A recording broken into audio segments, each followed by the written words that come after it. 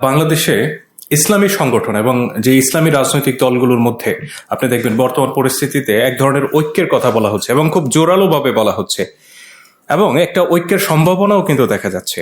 আমরা বিগত সময়ে লক্ষ্য করেছি যে আপনিও ইসলামিক সংগঠনগুলোর মধ্যে বা আপামর মানুষের মধ্যে ঐক্যের কথাটা বারবার বলেছেন। এবং আমি যদি বলি গত 10 বছর 12 বছরে আপনি ঐক্যের কথা যতবার বলেছেন আমার মনে হয় না আর কেউ এতবার ঐক্যের কথা বলেছে। তো বর্তমানে যেই পরিবর্তিত পরিস্থিতিতে ইসলামিক রাজনৈতিক দল এবং ইসলামিক অরাজনৈতিক দলগুলোর মধ্যে সংগঠনগুলোর মধ্যে এই যে ঐক্যের কথাটা বারবার উচ্চারিত হচ্ছে, এই বিষয়টাকে আপনি কিভাবে দেখছেন এবং কতটুকু আশাবাদী আপনি এ ব্যাপারে?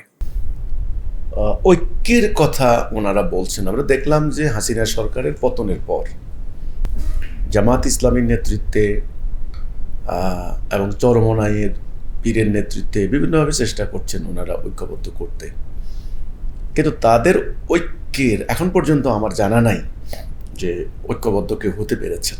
বরং আমরা দেখলাম একটা সম্মেলনে গিয়ে মামুনুল হক তিনি চরমনাইয়ের ওখানে যাই একটা ঐক্যের কথা বলেছেন, কিছু কিছু ক্ষেত্রে ঐক্যবদ্ধ হওয়ার কথা বলেছেন, সম্মেলনে অ্যাটেন্ড করেছেন, ওনাদের অনুসারীরা খুশি হয়েছেন, কিন্তু সেই অর্থে দিন প্রতিষ্ঠা করার মতো ঐক্যবদ্ধ হওয়ার প্রচেষ্টা বা লক্ষণ নমুনা আমি কিন্তু দেখতে পাচ্ছি না। হ্যাঁ, হতে পারে নির্বাচনের বাস্তবতায় যখন যদি এই বর্তমান ইন্টারিম গভর্নমেন্ট যদি নির্বাচনের ঘোষণা দেয় তখন একটা নির্বাচনকালীন জোট হতে পারে, এর বেশি কিছু না। এটা একটা নির্বাচনকালীন জোট, কিন্তু কোরআনে আল্লাহ সুবহানাহু ওয়া তাআলা নির্বাচনকালীন জোট অন্য কোনো উদ্দেশ্যে জোটের কথা বলেননি না। কোনো দেখেন কোরআনে একেবারে সাপ্পান কান্নাহুম বুনিয়ানুম মারসুস, সীসা গলানো প্রাচীরের ন্যায় ঐক্যবদ্ধ। এবং সীসা গলানো প্রাচীরের ন্যায় ঐক্যবদ্ধ হয়ে কি করবে? নির্বাচন করতে বলা হয়নি।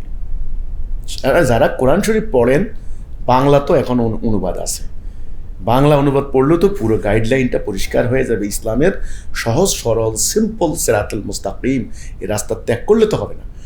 ঐক্যবদ্ধ হয়ে কি করতে বলছেন? দিন প্রতিষ্ঠা করো, আনাকিমুদ্দিন, দিন প্রতিষ্ঠা করো। কিভাবে করা? সূরা সফ, আল্লাহ তাদেরকে ভালোবাসেন যারা সীসা গলানো প্রাচীরের ন্যায় আল্লাহর রাস্তায় ঐক্যবদ্ধ হয়ে সংগ্রাম করে। শব্দটা ব্যবহার করেছেন কেতাল।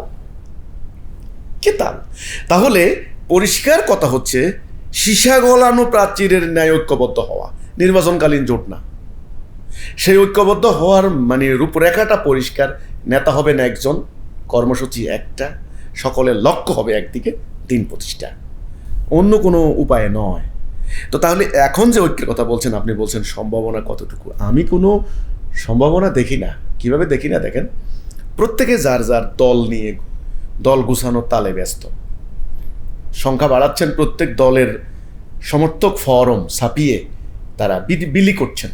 এখানে রাজনীতির মাধ্যমে মানে নির্বাচন প্রক্রিয়ায়, গণতান্ত্রিক প্রক্রিয়ায় রাষ্ট্র ক্ষমতায় ইসলামকে নিতে হবে এরকমের গ্রুপ যারা আছেন, যেমন একটা পরিষ্কার, যেমন ধরেন জামাত ইসলামী বাংলাদেশ, এনারা এখন অ্যাডভান্স পজিশনে আছেন। দ্বিতীয়তে আছেন ইসলামী আন্দোলন বাংলাদেশ মানে চরমনাই পীরের, এনারা সেকেন্ড আছেন দৌড়ে। তৃতীয়তে আছেন মামুনুল হকের যে ওই যে খেলাফতে মজলিস, এরা আছেন। তার এর পর আরও আছে 10-12টা সংগঠন আছে। তারা কিন্তু এইভাবে সমর্থক ফরম দিয়ে বিভিন্ন জায়গায় জেলায় মিটিং করে তারা যার যার দল গুছাচ্ছেন। খেয়াল করেন, 1, 2 আরেকটা ঘরানা, আরেকটা লাইনে চেষ্টা হচ্ছে। এনারা কিন্তু নির্বাচন প্রক্রিয়াকে তারা বিশ্বাস করছেন না, করেন না। যেমন ধরেন মাহমুদুল হাসান গুনবী একজন, তারপরে হলো আলী হাসান উসামা একজন, মুফতি রহমানী সাহেব একজন, এই ধরনের গ্রুপ, একটা গ্রুপ। এনাদেরও বক্তব্য কিন্তু সোশ্যাল মিডিয়া বা আগের যে সমস্ত বক্তব্য একদম স্পষ্টত, নির্বাচন প্রক্রিয়া কিন্তু দিন প্রতিষ্ঠা হবে না, যুদ্ধ করতে হবে, মানে সংগ্রাম করতে হবে এই প্রক্রিয়ায়। তো তাহলে ঐক্যের কোনো সার্বজনীন যে ঐক্যটা, এটার কোনো লক্ষণ আমি দেখি না। হ্যাঁ, কিছু কিছু আলেম চেষ্টা করেছেন ঘুরে ঘুরে বিভিন্ন জায়গায় ঐক্যবদ্ধ করার জন্য। ঐক্যের কোনো লক্ষণ নমুনা আমি দেখি না। সর্বোচ্চ হতে পারে নির্বাচনকালীন একটা জোট হতে পারে, সর্বোচ্চ। এই জোট কিন্তু এসব জোট থাকে না। নির্বাচন শেষ, ইস্যু শেষ, যার যার আপনার শিবিরে সবাই চলে যায়। তো এই জন্য আমার আশঙ্কা হয় যে আসলে ওনারা ঐক্যবদ্ধ হতে পারবেন না। তো ঐক্যবদ্ধ হওয়ার জন্য যে জায়গাটা, সেটা হলো তাওহীদ। এর বাহিরে অন্য কোনো ইস্যু নিয়ে ঐক্যবদ্ধ করা যাবে না। দেখেন আজকে চরমোনাইকে মানে শাসনতন্ত্র, ইসলাম শাসনতন্ত্র আন্দোলন, ওনাদের পক্ষ থেকে ওনারা বলতেছেন জামাতের সাথে ঐক্যবদ্ধ হওয়ার ক্ষেত্রে আকিদাগত অনেক ডিফারেন্স আছে। কি কি আকিদাগত ডিফারেন্স আছে দেখেন। আপনার এই যে ব্যাপারগুলি আসতেছে, আবার দেখবেন হেফাজতের নেতৃবৃন্দকে কথা বলেন, তারা আবার বলবেন যে আমরা অমুকের সাথে ঐক্যবদ্ধ করতে পারছি না, আকিদাগত অনেক সমস্যা আছে।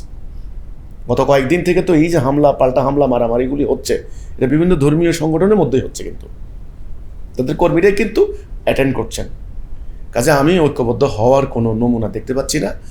নির্বাচনকালীন একটা জোট হতে পারে, কিন্তু আল্লাহর দ্বীন প্রতিষ্ঠা করার যে ঐক্য প্রক্রিয়া, ঐক্য প্রচেষ্টা, সেটা কিন্তু নাই।